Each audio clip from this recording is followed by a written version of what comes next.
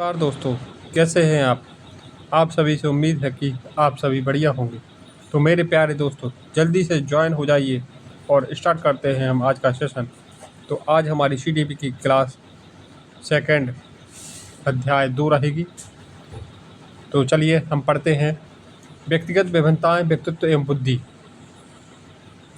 व्यक्तिगत विभिन्नताएं। प्रायः यह देखा जाता है कि व्यक्तियों में कुछ न कुछ समानता मिलती है, परंतु उनमें आपस में अनेक प्रकार की विभिन्नताएं भी देखने को मिलती हैं। एक ही जाति या प्रजाति के कोई भी दो प्राणी कभी एक जैसे नहीं हो सकते। रंग, रूप तथा व्यवहार को लेकर बहुत अधिक विभिन्नता देखने को मिल सकती हैं। कोई दो व्यक्ति या बालक सभी प्रकार से एक जैसे नहीं होते हैं। यहाँ तक कि जो दो जुड़वा भाई बहनों में भी पूर्ण रूप से समानता नहीं पाई जाती है। अतः मनुष्यों में पाई जाने वाली इन विभिन्नताओं को ही व्यक्तिगत विभिन्नता कहा जाता है। अर्थात सामान्य भाषा में शरीर के रूप, रंग, आकार, सीखने की गति, बुद्धि, स्मृति, रुचि आदि पक्षों में पाई जाने वाली विभिन्नता को व्यक्तिगत विभिन्नता कहते हैं। स्मेल ने 1823 में व्यक्तिगत विभिन्नता का पहला मापन किया। वैज्ञानिक विभिन्नता का व्यवस्थित व क्रमबद्ध अध्ययन फ्रांसीसी गाल्टन ने 1869 में अपनी पुस्तक हेरिडिटी जीनियस में किया तथा वैज्ञानिक रूप से प्रदान किया। यह पुस्तक बुद्धि की आनुवंशिक विरासत के बारे में है। गाल्टन की प्रसिद्ध पुस्तक inquiries into human faculty 1883 में प्रकाशित हुई है। इनके अलावा जेम्स डेवर ने और टायलर स्किनर कैटल ने भी इस दिशा में योगदान दिया। इस दिशा में वैज्ञानिक कार्य कैटल ने 1890 से 99 में कैटल ने भी व्यक्तिगत विभिन्नता मापन में योगदान दिया। प्रत्येक व्यक्ति की शारीरिक और मानसिक योग्यताएं समान न होकर भिन्न भिन्न होती हैं। इस दृष्टि से व्यक्तिगत विभिन्नता प्रकृति द्वारा प्रदत्त स्वाभाविक गुण हैं। व्यक्तिगत विभिन्नता से अभिप्राय है कि प्रत्येक व्यक्ति में जैविक, मानसिक, सांस्कृतिक, संवेगात्मक अंतर पाया जाना। इसी अंतर के कारण एक व्यक्तिगत का दूसरे व्यक्तिगत से भिन्न माना जाता है। व्यक्तिगत विभिन्नताओं की परिभाषाएं। स्किनर के अनुसार व्यक्तिगत विभिन्नता के अंतर्गत संपूर्ण व्यक्तिगत में कोई ऐसा पहलू सम्मिलित हो सकता है जिसका मापन व मूल्यांकन किया जा सकता है। टायसर के अनुसार शरीर के रूप, रंग, आकार, सीखने की गति, बुद्धि, स्मृति, रुचि, अभिरुचि आदि पक्षों में पाई जाने वाली भिन्नता को व्यक्तिगत भिन्नता कहते हैं। जेम्स डेवर के अनुसार माता पिता की शारीरिक और मानसिक विशेषताओं का अपनी संतान में हस्तांतरण होना वंशानुक्रम है। डेवर के अनुसार एक ऐसी मनोवैज्ञानिक घटना के लिए यह नाम दिया जाता है जो उन विशेषताओं या शील गुणों पर बल डालता है जिनके अनुसार व्यक्ति का जीवन भिन्न होते देखा जा सकता है। व्यक्तिगत विभिन्नताओं के प्रकार। नंबर 1, शारीरिक स्तर पर आधारित भिन्नता। शरीर रचना की दृष्टि या बाह्य रूप से सभी व्यक्तियों में भिन्नता देखने को मिलती है। कुछ व्यक्ति गोरे, काले, सांवले, लंबे, छोटे, दुबले, मोटे आदि प्रकार के होते हैं जो हमें बाह्य रूप से स्पष्ट देखने को मिलते हैं। यह भिन्नता व्यक्ति को शारीरिक भिन्नता कहलाती है। बालक, बालिका, स्त्री, पुरुष का भेद भी इसी भिन्नता के अंतर्गत आता है। बुद्धि स्तर पर आधारित भिन्नता। बालक बालिकाओं में मानसिक दृष्टि से भी भिन्नता पाई जाती है। कई बार एक कक्षा में भिन्न भिन्न बुद्धि के बालक देखने को मिलते हैं। उसी कक्षा में कुछ बालक प्रतिभाशाली, सामान्य, मंदबुद्धि, पिछड़े बालक आदि प्रकार के होते हैं। इन बालकों की बुद्धि लब्धि में भी भिन्नता देखने को मिलती है। कुछ बालक 140 से ऊपर, 110 और 130 तथा 100 से कम तथा 75 से कम आदि बुद्धि लब्धि के बालक होते हैं। तीसरा है संवेगात्मक भिन्नता। व्यक्ति में संवेगात्मक दृष्टि से भी भिन्नता देखने को मिलती है। व्यक्ति अपनी आंतरिक भावनाओं को संवेगों के माध्यम से व्यक्त करता है। व्यक्ति के जीवन परिस्थिति के अनुसार व्यवहार देखने को मिलता है। तो आंतरिक भावनाओं को संवेगों के माध्यम से व्यक्त करता है। व्यक्ति के जीवन में परिस्थिति के अनुसार व्यवहार देखने को मिलता है। उस समय जो संवेग व्यक्ति में उत्पन्न होते हैं वो उसके चेहरे से स्पष्ट झलकते हैं। कई व्यक्ति अधिक आक्रमणशील होते हैं, उन्हें जल्दी गुस्सा आ जाता है। कुछ व्यक्ति शांतिप्रिय होते हैं, उन्हें जल्दी गुस्सा नहीं आता है। किसी व्यक्ति को किसी बात पर इतना क्रोध आ जाता है कि वह हत्या जैसे अपराध भी करने को तैयार हो जाता है, जबकि दूसरा व्यक्ति उसी बात को केवल हंसकर टाल देता है। व्यक्ति में भय, क्रोध, प्रेम, घृणा, स्नेह, वात्सल्य आदि संवेग होते हैं। चौथा है विचारों में भिन्नता। व्यक्ति कोई भी क्रिया करने से पहले उसके बारे में विचार करता है और तत्पश्चात ही कार्य करता है। किसी कार्य के प्रति किसी व्यक्ति के क्या विचार है और किसी के क्या हैं, व्यक्ति के विचार किसी कार्य या किसी वस्तु के प्रति सकारात्मक या नकारात्मक दोनों प्रकार के हो सकते हैं। 5वां है व्यक्तित्व में भिन्नता। कोई भी दो व्यक्ति या बालक सभी प्रकार के एक समान नहीं होते हैं। उसमें कुछ न कुछ भिन्नता, चाहे वह बाह्य रूप हो या रूप, रंग, आकार से हो या आंतरिक रूप, विचार, तर्क, वितर्क, रुचि, आदत से उनमें भिन्नता दिखाई देती हो। कोई व्यक्ति अंतर्मुखी यानी आदर्शवादी, एकांतप्रिय, कल्पनाशील और बहुमुखी, व्यवहार कुशल, मिलनसार, हंसमुख होते हैं। विशिष्ट योग्यताओं में भिन्नता। व्यक्ति में कुछ विशिष्ट योग्यताएं जन्मजात होती हैं तथा कुछ वह वातावरण से अर्जित करता है। इस प्रकार कोई भी दो व्यक्ति विशिष्ट योग्यता के मामले में समान नहीं होता है।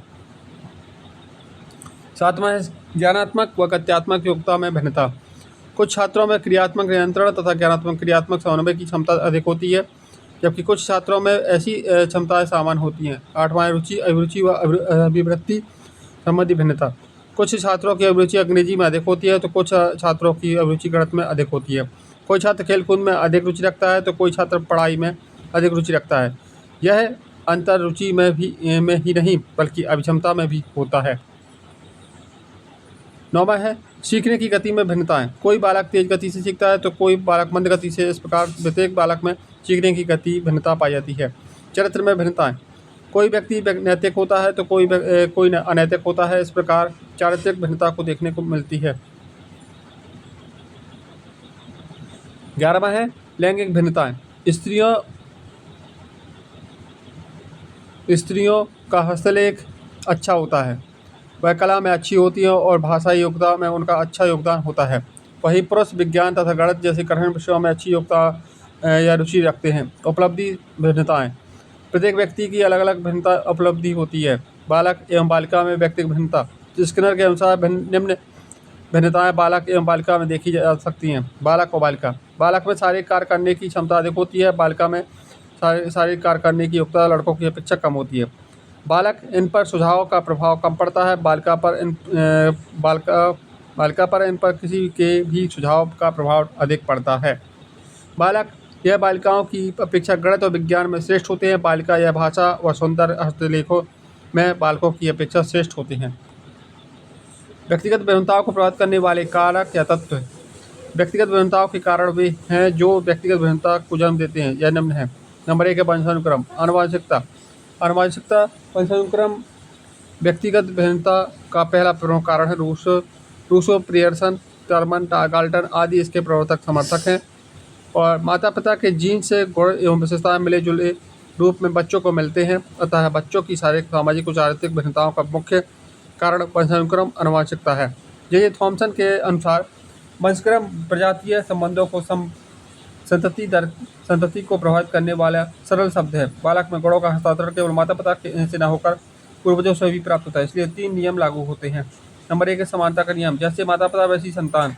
भिन्नता का नियम। जैसे माता पिता उनसे कुछ भिन्न संतान। प्रत्यागमन का नियम। जैसे माता पिता उनके ठीक विपरीत संतान। मन के अनुसार हमारा सबका जीवन एक ही प्रकार से आरंभ होता है, फिर इसका क्या कारण है? जैसे जैसे हम बड़े होते हैं हम में अंतर होता जाता है। इस प्रकार एक उत्तर यह है कि हमारा सबका वंशानुक्रम भिन्न होता है।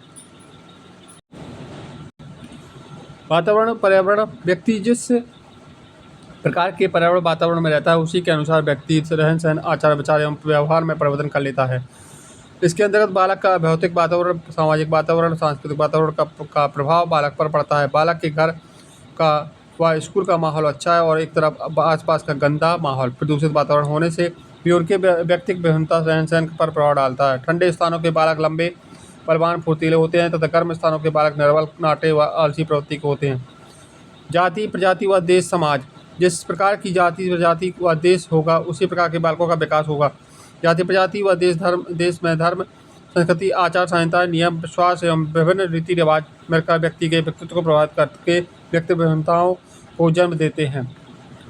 ब्राह्मण जाति अध्ययन जैसे जैन समाज, व्यवसाय तथा क्षत्रिय युद्ध प्रियता के लिए जाने जाते हैं। एक भारतीय बालक की आदतशील गुण एवं चारित्रिक विशेषताएं एक अमेरिकन बालक की आदतशील गुण एवं चारित्रिक विशेषताओं से भिन्न होती है। आयु।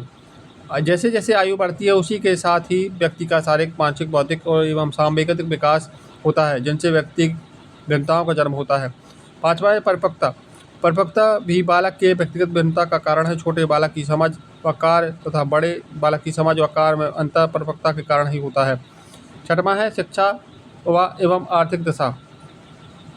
शिक्षा व्यक्ति को शिष्टाचार का पाठ पढ़ाती है, जिससे व्यक्ति गंभीर एवं विचारशील बनकर अशिक्षित व्यक्ति से अलग पहचान बनाता है। आर्थिक स्थिति से पिछड़े बालक तथा उच्च वर्ग के बालकों में व्यक्तिगत भिन्नता देखी जा सकती है। परिवार की आर्थिक स्थिति में व्यक्ति के शैक्षिक, सामाजिक, शारीरिक, भावात्मक विकास को प्रभावित करती है। आर्थिक स्थिति कमजोर होने के कारण व्यक्ति के मन में अनैतिक भावनाएं, चोरी, डकैती और हत्या आदि जैसी आदतें आती हैं और वह ऐसे कार्यों को भी पाप नहीं समझता।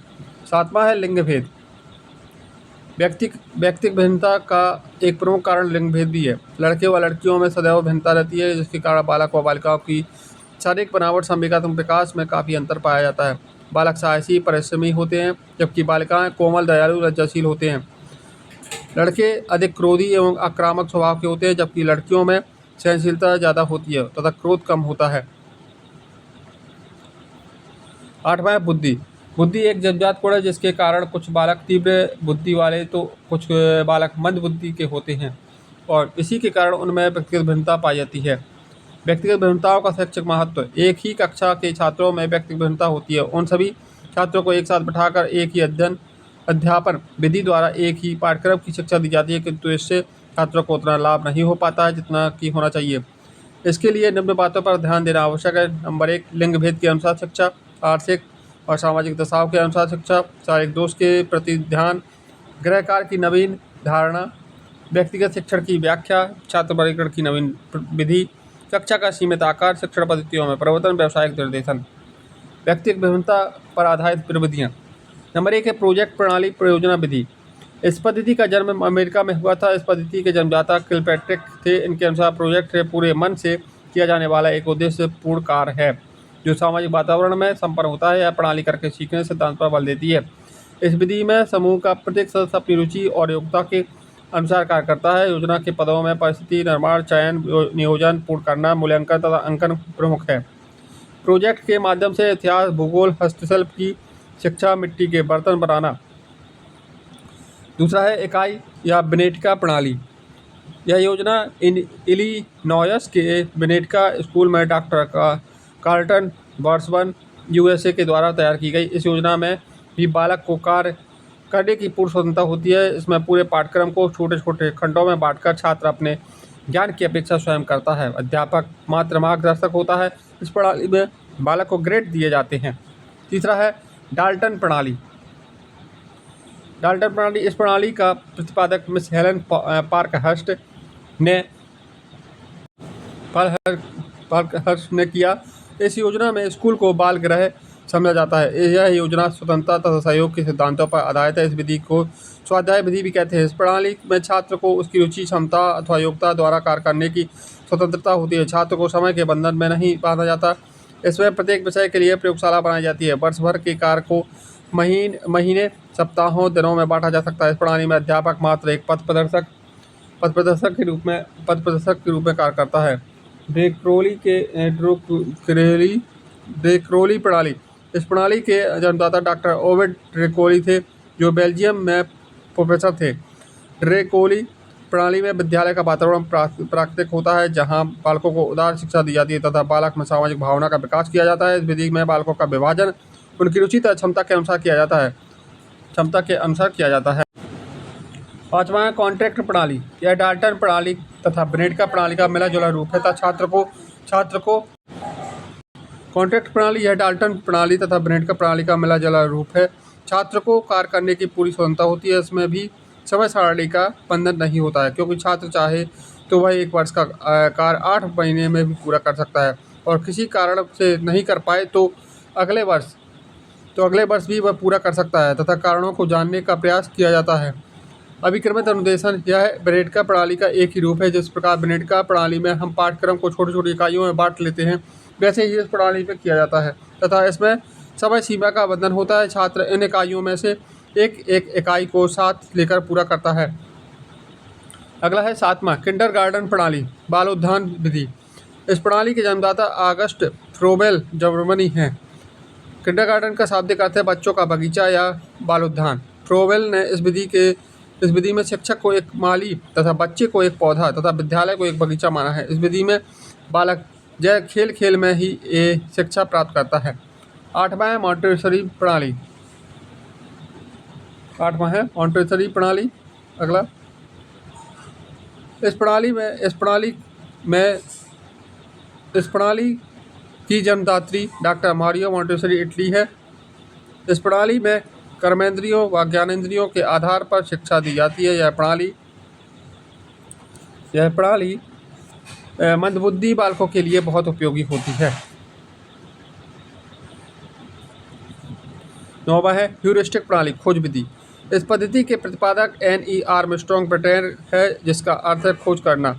इस विधि में बालक जिज्ञासु व अधिक क्रियाशील रहता है।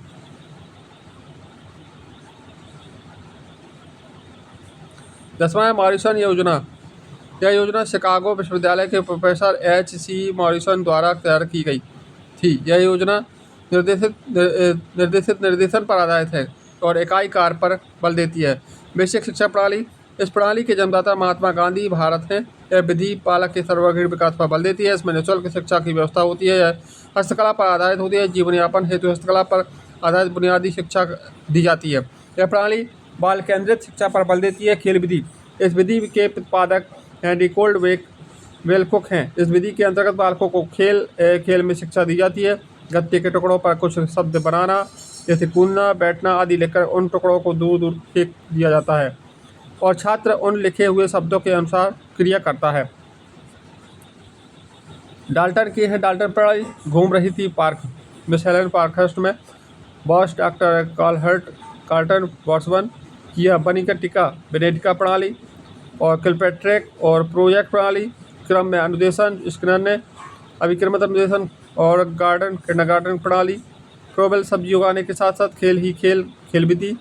Cold cooking, Henry Caldwell cook कर रहे थे। गांधी जी के बेसिक शिक्षा प्रणाली। आर्म यानी आर्मस्ट्रॉन्ग खोज ह्यूरिस्टिक प्रणाली, खोज विधि। खेल के सिद्धांत। अतिरिक्त शक्ति सिद्धांत प्रतिपादक शेलर तथा स्पेंसर हैं। बालक में जब आवश्यकता से अधिक शक्ति एकत्र हो जाती है तो वे खेल के द्वारा एकत्रित शक्ति का व्यय करते हैं। मनोरंजन सिद्धांत या पुनः प्राप्ति का सिद्धांत प्रतिपादक लॉर्ड कॉमेस तथा पैट्रिक हैं। इन विद्वानों ने खेल को बालकों के लिए मनोरंजन माना है तथा खेल द्वारा बालकों को पुनः शक्ति प्राप्त होती है। पुनरावृत्ति सिद्धांत प्रतिपादक स्टैनली हॉल तथा इनका विचार है कि खेल पूर्वजों के कार्यों की पुनरावृत्ति है। पूर्वाभिनय सिद्धांत प्रतिपादक कार्ल ग्रॉस। इनका मानना है कि भावी जीवन की तैयारी हेतु बालक खेल में पूर्वाभिनय कर भविष्य में घटित होने वाली घटनाओं की पुनरावृत्ति करता है। मनोवैज्ञानिक सिद्धांत। खेल के 2 मनोवैज्ञानिक सिद्धांत अधिक प्रचलित होते हैं। पहला है रेचन सिद्धांत। बच्चे खेल के द्वारा तनाव व द्वंद्व को दूर करने के लिए और संवेगों के कारण उत्पन्न अधिक शक्ति को व्यय करने के लिए खेलते हैं। क्षतिपूर्ति सिद्धांत। बालक खेल के माध्यम से अपनी अतृप्त इच्छाओं की पूर्ति करता है। भाषा, जाति, लिंग, समुदाय, धर्म के आधार पर भिन्नता की समझ। हमारे समाज का आधार समूह है। समूह में भाषा, जाति, लिंग, धर्म आदि के आधार पर भिन्नता देखने को मिलती है। पुराने समय में आदिम जाति लोगों में संवेदी तथा चालक अभिलक्षण, संवेदी अनुक्रिया में सूक्ष्मता तथा प्रतिक्षण की सूक्ष्मता काफ़ी अधिक थी। किसी भी क्षेत्र विशेष का भौगोलिक वातावरण, जलवायु, रहन सहन ढंग व्यक्ति के पूर्ण जीवन को बहुत अधिक प्रभावित करता है। समाज की भिन्नताओं की जांच करना बहुत कठिन कार्य है। क्षेत्र विशेष में कुछ ही किलोमीटर की दूरी पर भाषा में भिन्नता देखने को मिलती है और क्षेत्र का रहन सहन, जातीय भेद, धर्म समुदाय में भी भिन्नता होती है। इस कारण व्यक्ति में व्यक्तिगत भिन्नता दिखाई देती है। लिंग भेद भी व्यक्तिगत भिन्नता में मुख्य कारण है। स्त्री तथा पुरुष में बुद्धि की दृष्टि से रुचिगत भिन्नता, आदतन भिन्नता, कौशल, मूल्य, दक्षता आदि दिखाई देती है।